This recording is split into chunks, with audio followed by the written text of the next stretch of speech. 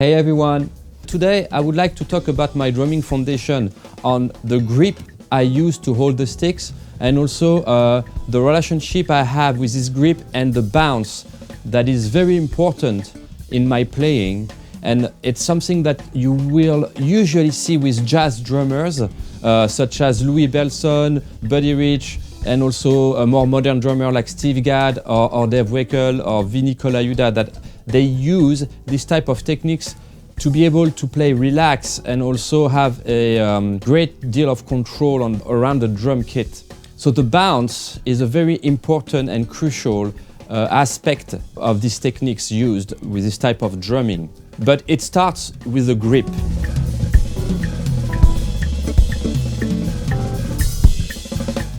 So let me talk about the right hand first and how I would hold the right stick. First of all, here I would have the stick, so those sticks are big first, but I would put my thumb and my index finger around the T and the H of big first. There is a bounce point right here that is quite good for the balance of the sticks when you hit it on the head, on the drum head. You could also have a balance point for rebound a little bit further back or even further in. You just have to find the zone where you'd like to hold your sticks.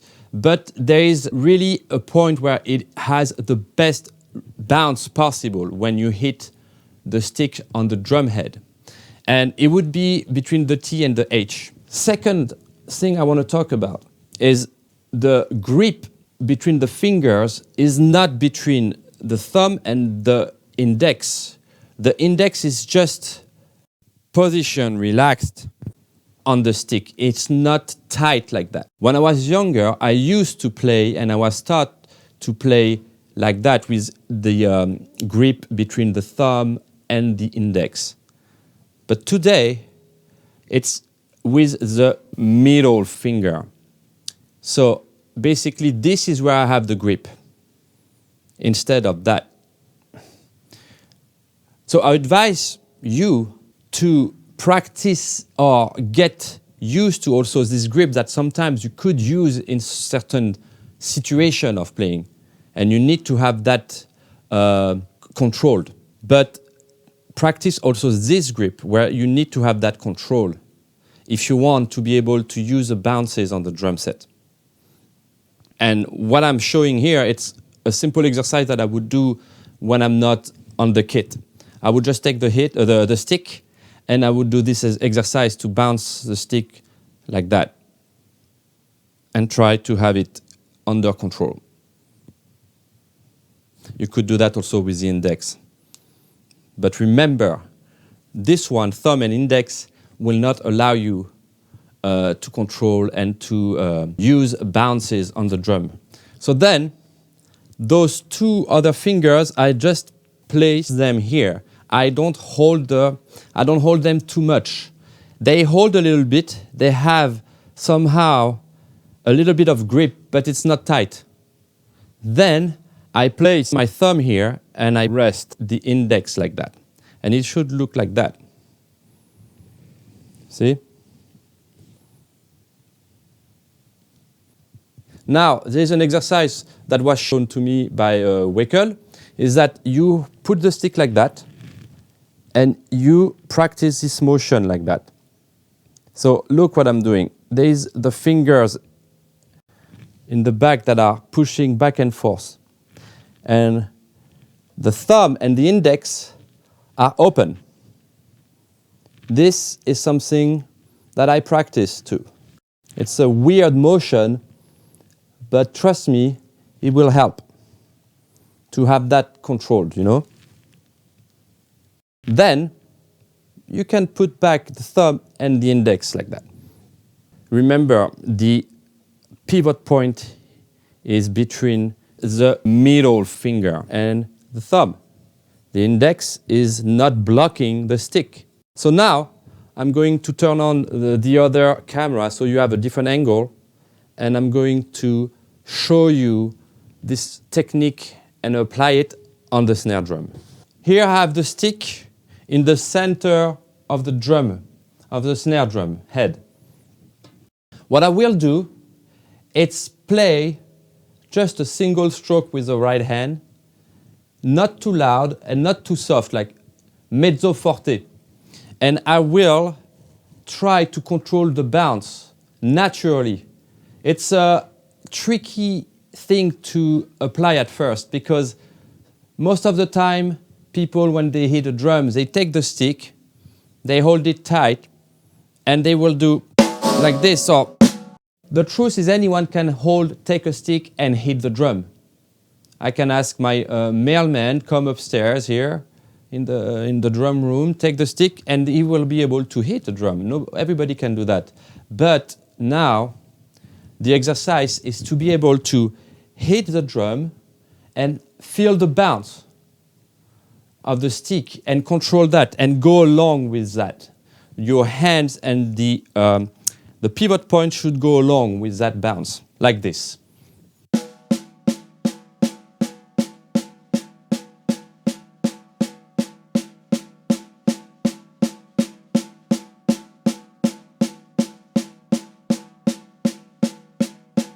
So I am really relaxed when I do that. And I try to feel the stick bouncing and coming back, and then I'll apply a little bit of, but a really tiny bit of force with the wrist to have a wrist motion or a wrist stroke. I'm not using the finger, all right? I'll do that again.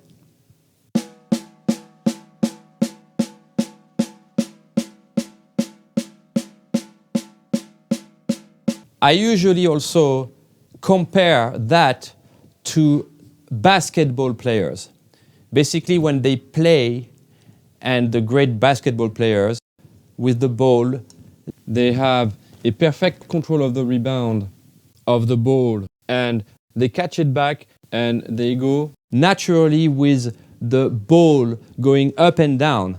And this is something that they train to control like that, with a specific motion, and they understand very well the bounce of the ball. So it's the same thing with the sticks for me.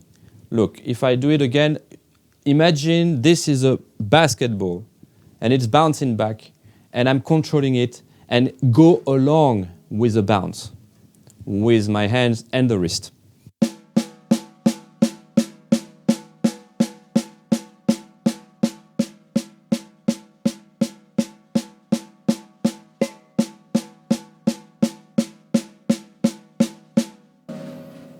See the motion? This motion like that, imagine there's a ball and I'm getting the ball up and down. So now, I'm going to do the same exercise, but I'm going to play louder. So I want a loud stroke. I'm going to have the stick going further back as the stroke would be louder. So there is a little bit more, you need to have more control over this pivot point here. All right? It needs to be a little bit more control than if you play at a mezzo forte volume. So let me show you.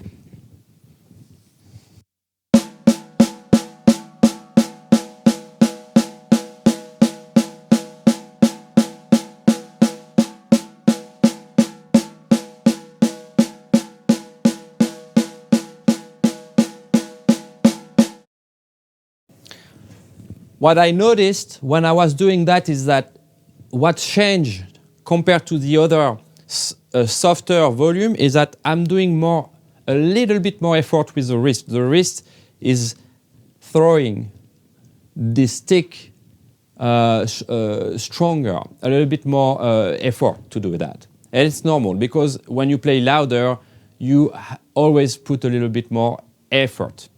But it's subtle. It's nothing that would make me tired after playing few minutes like that. I wouldn't be tired because it's still on the principle of the bounce. So the bounce is doing the work for me. I'll do that again.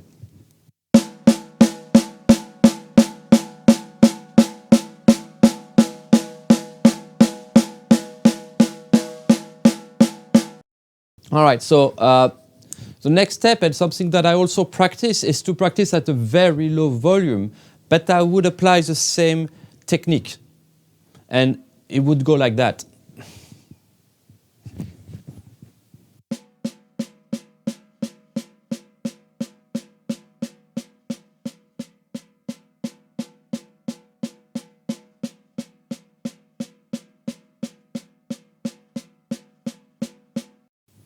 So right here, it has also its own difficulty because the bounce is so little. You need to have control on the pivot point here and also a little bit of the finger and also the wrist. You need to control the volume here. And you cannot play tight like this. You know, if my hand is tight on the stick. If I play soft, it will sound like this.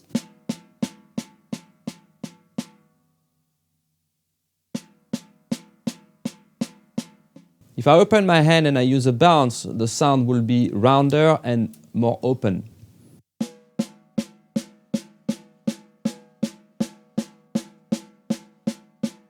But more than the sound, it's also a feeling. When I play open, I don't feel tension on the arm and in the muscles. And after, it's definitely going to allow me to play relax. All right, now I'm gonna talk about the left hand.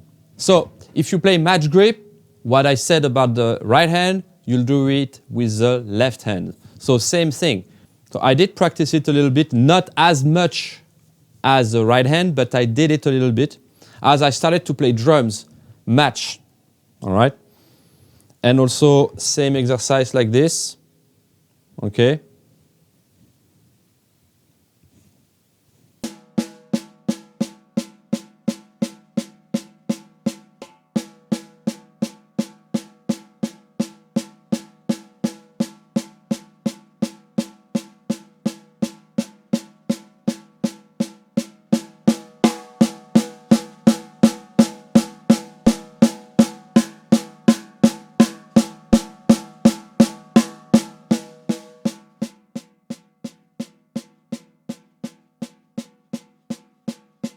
Okay, so now I'm gonna talk about the other grip for the left hand, that is traditional grip, that I use most of the time. So how I would hold my stick on the left hand, basically is first of all, I would have the pivot point between the thumb and this part of the hand here. You see, I'm going to show it to you like that, here. This is where the stick holds. There is a little zone from here up to here. The stick sometimes move along for some purposes. But for now, I will take the stick and go maybe around the H and the flag here. I don't know if you can see. Maybe it's, yeah, you can see, or right here, and the H. And I would get my stick like that, and I would hold it like this. And the pivot point is here. And you can clearly see, if it hits something, there would be a bounce, and the stick would go back up like that. And this is what I would use most of the time to play single strokes and other things as well. But there is different little techniques for, like, example, for the double stroke. And I will talk about the double stroke in a different video, I think. But here, I want to show you this motion, okay? So the hand is straight like that, and after it's flat, all right? And something that I work too, the rotation of the front arm like that. There is a muscle that you have here that is not used to that, and you have to practice that. It's a little bit not very comfortable at first, but then when you practice it, it starts to get more natural. Next thing I would do is basically to have the sticks as straight as possible with the arm. So my arm is here, and the stick has to be as straight as possible, but it doesn't have to be completely straight. as sometimes the stick will go this way and sometimes it will go this way, I will change a little bit of the angle of the sticks with the arm. I will change it for reasons, like to play on the different elements on the drums, or like on the snare to have different sound, or to make an accent, and I will use that. But for now, I will have this position like that. And I'm gonna try to show you on different angle, but here the thumb joined here with the index in the middle. You see? The index is here, there's 3 parts of the index, and I would go in the middle right here, and I would put my thumb and close it. But here, like on the right hand, you don't want it to have it tight. It's not tight. It's not tight here. You don't want it to be too tight. When you practice this exercise, it's a little bit tighter, but when I start to put the sticks in this position, I'm loosening up a little bit this grip here. I want it to be able to breathe, okay? And this is a motion. Notice that the stick goes between those 2 fingers here and those 2 fingers, okay? Like that. And I don't hold it with those fingers, okay? This is not a grip here. You don't have a pivot point right here. This is just where the stick rests. And I would do this motion. And this is something you have to practice. The motion, to have the muscles working in this rotation like that. So now I'm going to apply that with the idea of having the bounce and controlling the bounce with this traditional grip. I would put my stick like that here. This is my position, all right? And I will start to have the stick up and put it down and try to feel the bounce. And I will open here to have the stick starting to do this bounce here. And I'm gonna have to control it with the muscles.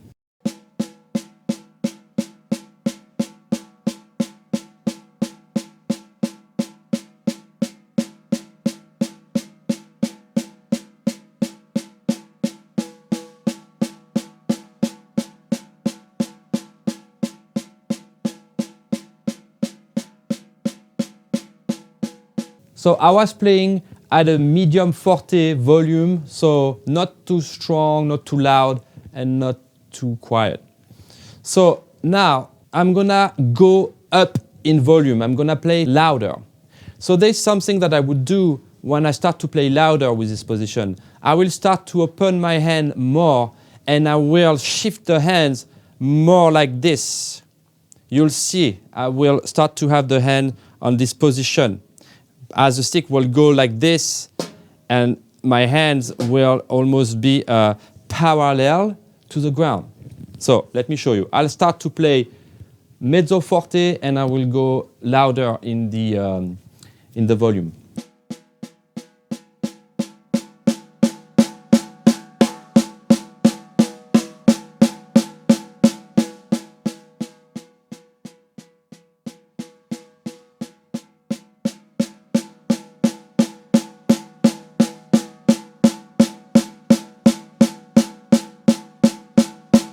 Try to really feel the bounce, like a basketball going down on the floor, coming back up. And the basketball is a stick, and it has to work for you. You have to feel it, and then you have to naturally follow this bounce. And you need to practice that. Usually what happens, and what I think is like, I see a lot of people trying to play traditional grip, but it's stiff, and it's very tight, and it doesn't have this natural feel when I look at it or when I listen to it. There's a lack of control with the bounce. I'll show it again.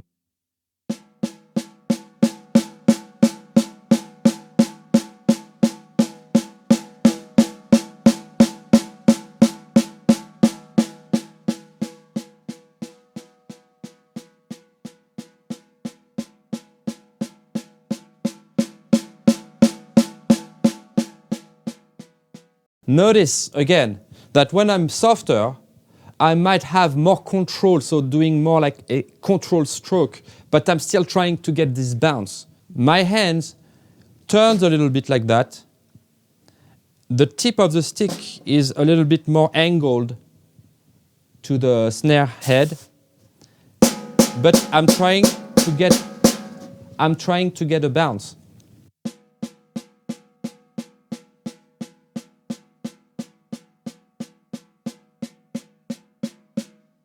And as I go louder, I'm opening the hands, and the hand position, instead of being perpendicular to the ground, it gets parallel to the ground.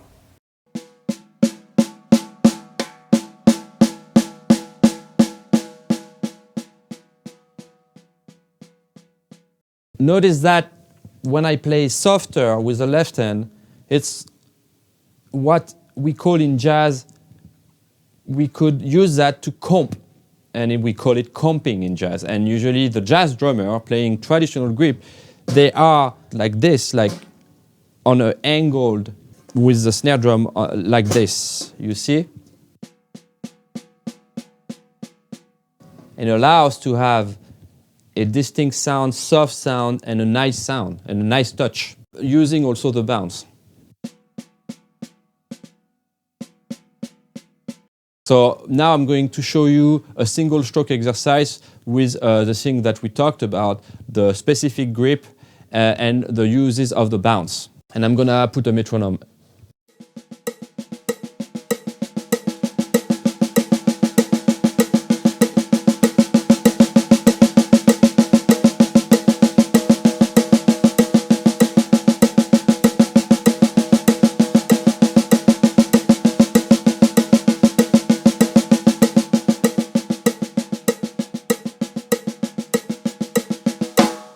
Thank you for watching my video. I hope you enjoyed it. If you have any question, don't hesitate. Write to me, put a comment, and I will try to answer you the best that I can. Next time I'm gonna talk about double stroke techniques. Thank you, and see you later.